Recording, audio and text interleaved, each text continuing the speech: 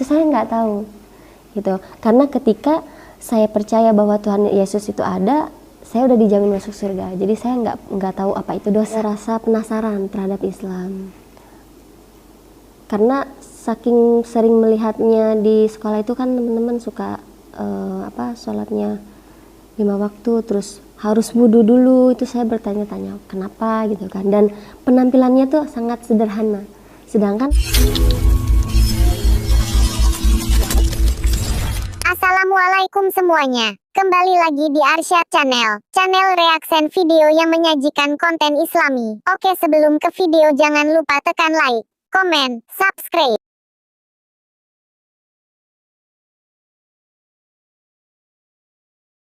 Bismillahirrahmanirrahim. Assalamualaikum warahmatullahi wabarakatuh. Perkenalkan, nama saya Meliana. Umur saya sekarang 24 tahun. Dulu saya beragama Kristen Protestan. Iya, kegiatan saat ini jadi ibu rumah tangga, terus mahasiswa juga, ngasuh di bagian keputraannya. Di pondok mana? Pondok Pesantren Modern Anida Bogor. Pondok Pesantren Modern Anida Bogor. Anida Bogor. Berarti suami juga di sana? Iya, iya.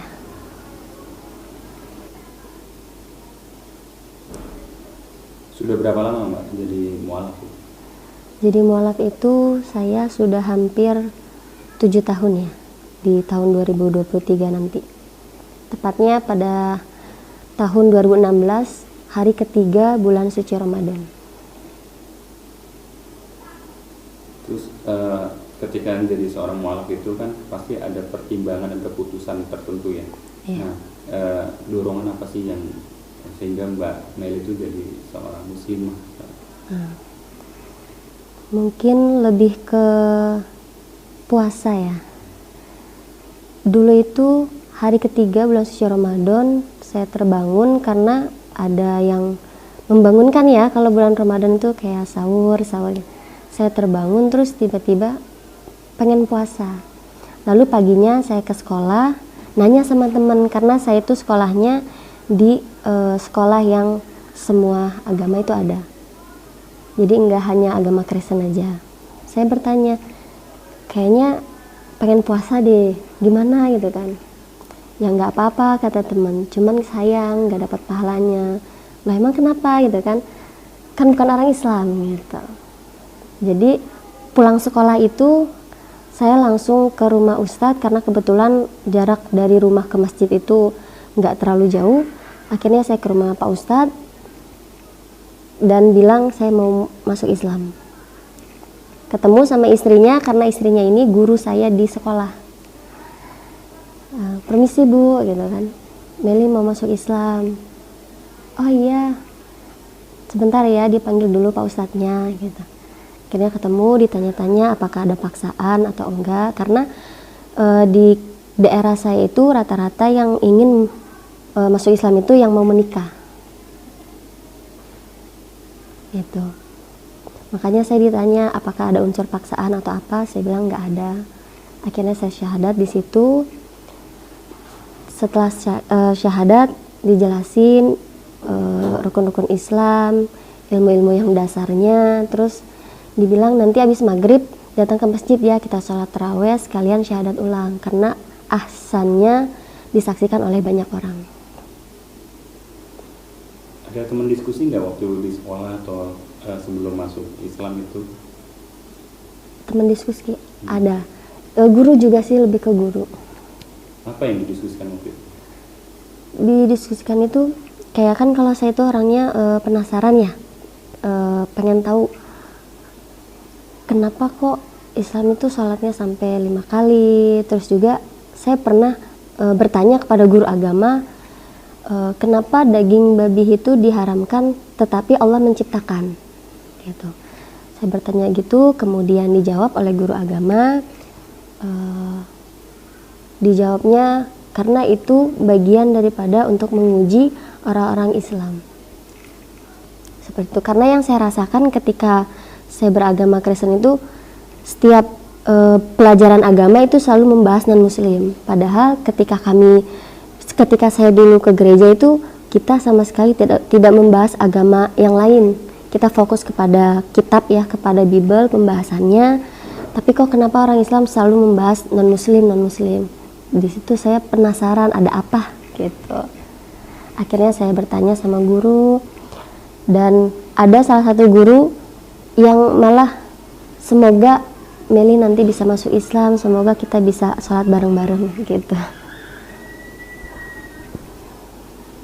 Ketika masuk Islam itu bagaimana reaksi keluarga? Ada yang nolak atau mendukung atau bagaimana? Nah, karena setelah saya pulang sekolah terus ke rumah Pak Ustadz, saya itu tidak bilang sama keluarga. Jadi saya nekat. Keluarga itu mengetahui saya masuk Islam dari suara toa masjid. Jadi sehabis sholat taraweh, dikumpulin, dikelilingin, saya syahadat ulang. Nah, disinilah mungkin Pak Ustadznya, alhamdulillah yang bernama Meliana memeluk agama Islam. Setelah saya pulang itu keluarga udah pada rame di sana di rumah, muka marah gitu ya. Sampai kakak itu yang laki-laki pengen ngelempar pakai meja. Terus nenek itu marah dan bahasa-bahasa binatang tuh keluar semua pada saat itu. Kayak misalkan diurusin dari kecil sampai gede, udah gede malah masuk Islam. Masuk Islam kan nggak enak, dipocongin lah gitu. Kalau kita kan meninggalnya enak pakai peti, nggak, maksudnya lama lah digigitin rayapnya, kata nenek kayak gitu. Ya saya di situ hanya cuman bisa diam dan menangis, karena apapun yang saya jawab, ya saya sudah pasti salah di mata mereka. Jadi saya lebih baik memilih diam. Gitu. Jadi ketika saya sholat pun saya di rumah tetangga, jadi nggak di rumah salatnya. Mau salat zuhur, asar, maghrib ataupun isya, saya selalu di rumah tetangga karena yang pertama saya tidak enak. Gitu. Sekarang hubungan sama keluarga sudah 7 tahun ini bagaimana? Alhamdulillah membaik ya, karena kan saya sudah memiliki 2 orang anak ya. Jadi setelah anak lahir, alhamdulillah perlahan tuh keluarga sudah mulai menerima. Gitu, sudah mulai.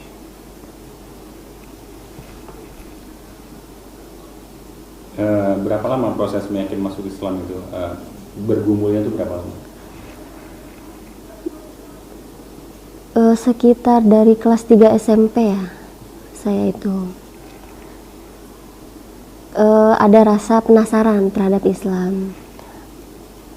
Karena saking sering melihatnya di sekolah itu kan teman-teman suka sholatnya 5 waktu, terus harus wudhu dulu. Itu saya bertanya-tanya kenapa gitu kan, dan penampilannya tuh sangat sederhana. Sedangkan kalau saya dulu ke gereja itu yang prioritas nomor 1 itu penampilan. Jadi besok hari Minggu itu saya udah sibuk pakai baju apa ya nanti ke gereja gitu. Tapi di Islam itu hanya mau kena aja, itu simple gitu. Jadi saya ada rasa tertarik di sana, kok adanya kesederhanaan, terus juga kemudahan untuk siapapun beribadah. Tapi kalau di agama saya dulu kan saya sibuk memikirkan penampilan gitu. Apa yang bikin Mbak Meli penasaran tuh dalam Islam itu apa? Yang bikin penasaran saya itu yang tadi ya, yang pertama puasa, dan setelah saya ikut kajian Ustazah Halimah Al-Idrus, beliau itu selalu menceritakan tentang sejarahnya Nabi Muhammad. Jadi kalau menurut saya yang paling indah di dalam Islam itu Nabi Muhammadnya. Jadi rasa ingin tahu saya tentang sejarah Nabi itu sangat dalam. Di kisah Nabi itu yang paling saya senengin yang pertama itu akhlaknya beliau, kesederhanaannya beliau juga. Dihujat, dilempari batu itu beliau masih tetap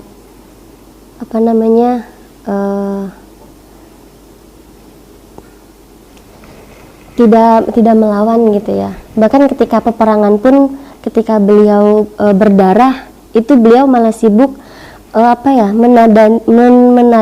menadahi darahnya, jangan sampai jatuh ke tanah, karena kalau sampai darahnya jatuh ke tanah itu khawatir nanti Allah akan murka.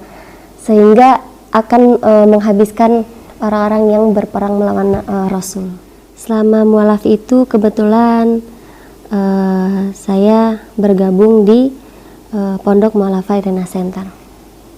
Itu kisahnya, awalnya saya ketika lulus sekolah, saya ingin sekali belajar tajwid, terus juga mengetahui dasar-dasar Islam. Lalu saya cari-cari di YouTube, ketemulah video Umi Irena. Pada saat itu, di mana videonya itu berisi, insya Allah Umi akan buat pondok pesantren khusus mu'alaf. Nah, di situ saya langsung cari ke Google Pondok Pesantren Mu'alafah Irena Center, ketemu, saya klik link, dan link itu ternyata langsung memasukkan saya ke dalam sebuah grup di sana. Nah, di grup itu yang mana penerimaan santri baru tahun 2018. Selama belajar itu alhamdulillah saya jadi tahu yang pertama hukum tajwidnya, yang kedua juga panjang pendeknya dari bacaan Al-Quran, terus 40 hadis ya, 40 hadis, terus juga muamalah di sini diajarin seperti itu. Iya, punya. Pandangan buruknya gini, ketika ada melaksanakan sesuatu ya di daerah saya itu, terutama kayak acara-acara mohon maaf gitu, kayak maulid, itu kok ada yang sampai menggalang dana ya, menggalang dana di pinggir jalan kayak gitu. Saya berpikiran apakah tidak ada dananya gitu, kok sangat berbeda dengan orang non muslim yang ketika ada acara apapun ya mereka mengeluarkan sendiri tanpa kasarnya gitu meminta-minta gitu. Terus juga memang dulu itu saya berpikiran bahkan nggak mau masuk Islam karena menurut saya nggak enak gitu ketika meninggal dipocongin gitu kan, susah gerak gitu. Saya dulu berpikiran seperti itu. Kalau sebelum saya mencari-cari ilmu gitu kan, belajar sampai nenek saya itu tidak memberikan saya, ini urusan dunia dulu ya gitu, tidak memberikan saya warisan. Di situ saya sangat sedih karena saya berpikirnya nanti bagaimana saya ke depannya gitu. Makanya di setiap sholat saya meminta sama Allah, ya Allah pengen nikah gitu, walaupun belum tahu ilmu nikah, terus juga belum tahu nikah itu kayak gimana gitu. Saya hanya ingin menikah dengan niat yang awalnya supaya ada yang mengajak saya keluar dari rumah dan membimbing saya supaya istiqomah di dalam Islam. Alhamdulillah ketika mondok di Pondok Mu'alafah Irena Center, ketemu yang mana orang yang terdekat Umi dan dijodohkan sama Umi. Alhamdulillah bisa sampai menikah. Kalau cerita ini jadi menarik ya, maksudnya prosesnya itu karena kan memang suami itu dari keluarga yang alhamdulillah, suami juga kan mondok, terus juga menunggu restu dari dua kakak perempuannya itu lumayan lama karena suami ini yatim piatu, jadi punya kakak itu 6, minta restunya itu ke 6-6-nya, dan ada 2 yang belum merestui karena memang kan lulusan pondok pesantren, terus juga kan keluarga di sini juga insya Allah gitu. Kalau misalnya nikah sama mu'alaf terus dengan latar belakang keluarganya yang seperti itu gimana gitu. Terus ketika di keluarga pun sama, di keluarga itu kan terutama kakak ya, karena suami ini pengen nikahnya tuh di rumah akadnya aja, cuman kakak karena memang adik ya pengen tuh yang mewah gitu sekalian sama resepsi. Nah di situ ketika mohon maaf membawakan uang ya, dan nominalnya itu sangat jauh dari kebiasaan pada umumnya di keluarga kami lah gitu ya, sangat jauh. Itu ketika masih ada keluarganya pun ada perdebatan antara saya dengan kakak, tapi di kamar berdebatnya gitu. Bahkan kakak bilang udah balikin lagi aja, nanti aja kalau mau nikah, uang segitu mana cukup gitu kata kakak. Akhirnya di situ dengan adanya mama yang jadi penengah, terus dijelasin di sini cuman akadnya aja, nanti resepsinya juga nyusul, dan wali hakimnya juga itu dari KUA tersendiri ya di sana, wali hakimnya gitu. Dan saya kebetulan punya Bapak Tiri ya, karena kan memang nggak bisa juga jadi wali ya. Nah Bapak Tiri itu sempat marah karena kok dibelakangin gitu, malah yang jadi saksinya itu Ustadz yang mualafin saya di situ. Sampai besoknya udah menikah tuh Bapak Tiri tuh nggak mau hadir, udah pokoknya urusin aja sendiri gitu, merasa kecewa karena di nomor 2 kan gitu. Dan alhamdulillahnya dari suami sudah mendapatkan restu juga dari kakak-kakaknya, dan sekarang itu sangat welcome semuanya, sama-sama membimbing, makin banyak ilmu yang didapat juga dari keluarga suami. Jadi tadi kan ada keluarga yang marah ya, Tiri itu Iya. ketika prosesi pernikahan, bagaimana menenangkannya atau menjelasinya atau dibiarkan aja? Ngejelasinnya sih yang pertama ke kakak, kak kan yang mau nikah Meli gitu kan, nggak apa-apa, nggak mewah juga, emang Meli pengennya kayak gini, mungkin emang udah takdirnya kayak gini gitu kan, yang penting mah rumah tangganya sakinah, rumah tangganya baik-baik aja gitu, kata saya gitu. Cuman tetap ngotot kakak itu, akhirnya ditengahin lah sama mama. Udah nggak apa-apa kata mama gitu, mama setuju, mama ikhlas, yang penting dijalanin dengan benar, seperti itu. Buat saya pribadi ketika beragama dulu itu uniknya saya itu nggak tahu apa itu dosa. Jadi saya mau pakai celana pendek, mau melakukan apapun itu saya nggak tahu akan ada, oh ternyata berbuat ini tuh dosa loh gitu. Itu saya nggak tahu gitu, karena ketika saya percaya bahwa Tuhan Yesus itu ada, saya udah dijamin masuk surga. Jadi saya nggak tahu apa itu dosa gitu. Dan setelah masuk Islam, yang selalu membuat saya tenang ketika berbagai macam ujian itu yang paling utama sholawat sama Nabi Muhammad gitu. Jadi lagi capek, lagi kesel, saya sholawat tuh, supaya jadi penahan saya ketika ingin marah, gak jadi gitu. Karena sholawat itu yang utama, sholawat tibil kulub ya, sholawat penenang jiwa. Itu yang selalu saya amalin, karena memang saya mendapatkan sesuatu yang berbeda ketika saya bersholawat. Punya harapan nggak sama keluarga?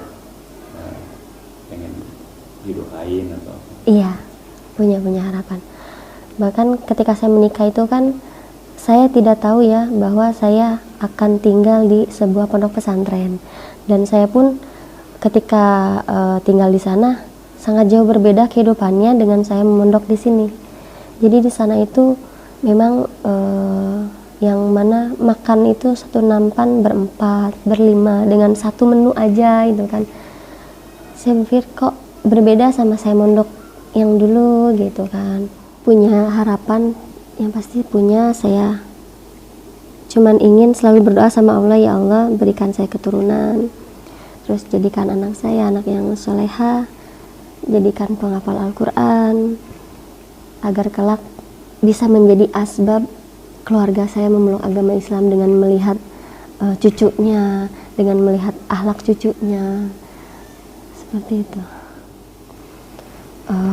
Pesannya mungkin kalau saya pribadi mengambil contoh dari Umi Irena ya, karena beliau ini sangat luar biasa ilmunya, dan beliau pun mantan biarawati yang tentunya sangat mengetahui ilmu-ilmu yang di agama sebelum Islam gitu. Makanya saya berpikir kalau seorang biarawati aja bisa masuk Islam, kenapa saya gitu yang ilmunya sedikit, kenapa enggak juga gitu. Karena kan mungkin beliau itu prosesnya yang bahkan lebih panjang daripada saya, karena beliau itu sudah mengetahui ilmunya, tentu sudah mencari tahu terlebih dahulu, bisa masuk Islam gitu. Kenapa saya yang ilmunya sedikit tidak gitu. Dan tentunya ketika kita sudah ada niat pengen masuk Islam, perbanyak berdoa dan juga cari tahu. Jadi jangan sampai kita hanya menerima agama dari keturunan orang tua kita, tapi kita harus cari tahu juga kebenarannya gitu. Karena saya pun sangat bingung ketika di agama yang dulu Tuhan itu satu, tetapi ada Bapa, ada Roh Kudus, ada anak Allah gitu. Dulu aktif di gereja? Iya. Bahkan sebelum masuk Islam itu saya lagi aktif-aktifnya dan menyuruh adik saya yang laki-laki itu untuk masuk untuk dibaptis.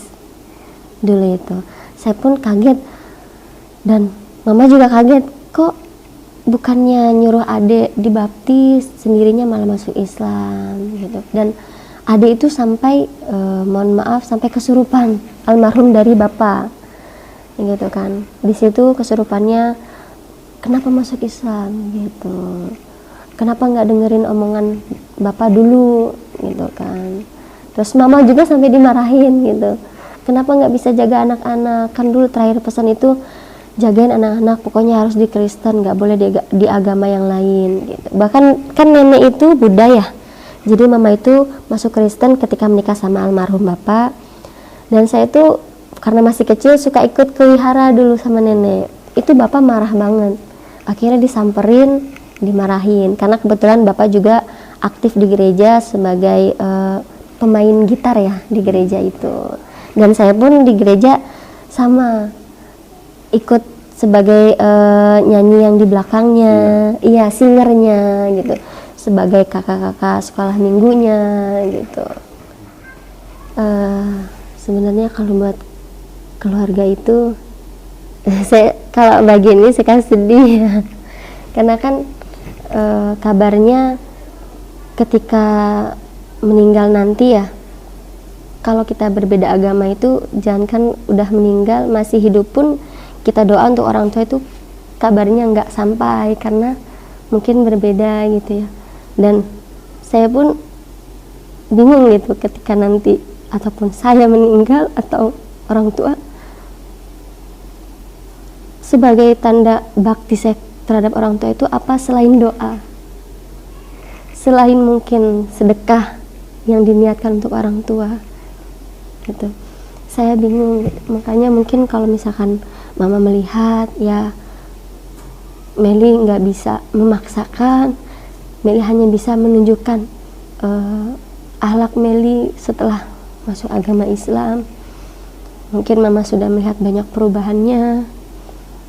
Balik lagi, hidayah itu hanya Allah yang menentukan. Meli cuma bisa berdoa semoga suatu saat Allah bisa menjadikan mama orang pilihan Allah untuk memasuki agama Islam yang selanjutnya.